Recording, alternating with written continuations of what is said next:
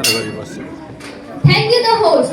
First of all, I extend my heartfelt respect to the Honorable Chairman, panel of judges, and our diligent timekeeper. Thank you for your guidance and your responsibility you carry in making this program fair, meaningful, and inspiring for all of us. It is truly an honor to speak in front of you. Today, I stand here with a message that bonds brighter than fear, louder than doubt, and stronger than any obstacles we will ever face. A message that said, we are not here just to participate. We are here to raise, and we are here to raise. Good morning to all of the respected personalities who are presented in this wonderful event. It's me, contestant number 11, and my topic is Impact of Gen Z Protest in Nepal.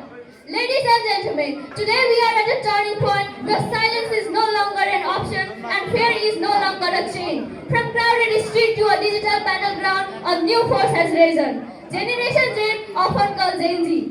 Gen Z refers to a young people roughly born between 1997 and 2012. In Nepal, this generation represents a large energetic tech-savvy population that grew up with a smartphone, social media, and global connectivity.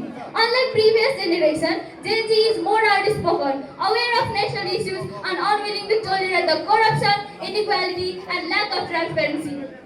Their role in recent protests proved that Nepal's youth are no silent observers. They are active participants saving the nation's political and social future. The government imposed a sudden ban on 26 social media platforms, including apps like Facebook, Twitter, Instagram, WhatsApp, etc., etc. For Gen Z generation, social media is not just only for entertainment. It is a space for learning, communication, creativity, and political expression.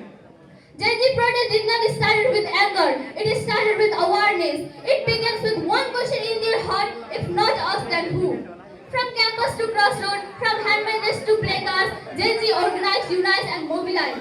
Social media became their megaphone, street became their classroom, and truth became their weapon. They did not wait for leaders, they became the leaders.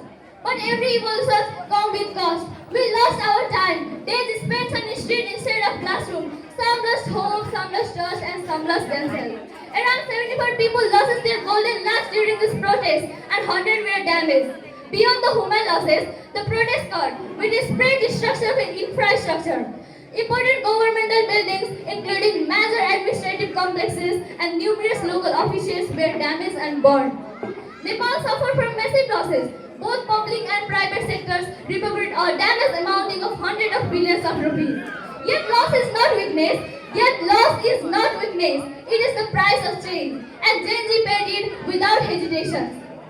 In moments like this, we remember our fire Prithviraj Saha, who once said that, "यो देश ठुलो शक्ति हैन ठुलो संकल्पले चल्छ। यो देश ठुलो शक्ति हैन ठुलो संकल्पले चल्छ। जहाँ जहाँ युवाको आँट हुन्छ त्यहाँ नयाँ इतिहास रचिन्छ। जहाँ जहाँ युवाको आँट हुन्छ त्यहाँ नयाँ इतिहास रचिन्छ." His words remind us that our future does not belong to any power. It belongs to a brave. Gen Z protest is more than resistance. It is a declaration. We are awake, we are aware. We will not be silenced. Their fight is not just only for themselves, but for the every generations they will work after them. They have proven that revolutions are no longer fought with swords and swords, but with the truth, unity, and an unbreakable spirit. So let the world watch, let the system trembles, because when Gen Z stands, the ground shifts, and when they march, the history moves. The fire has started, and it is not going out.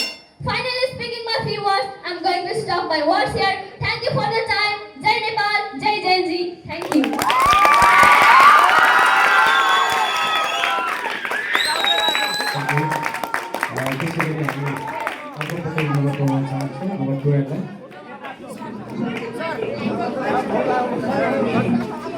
कोही जाने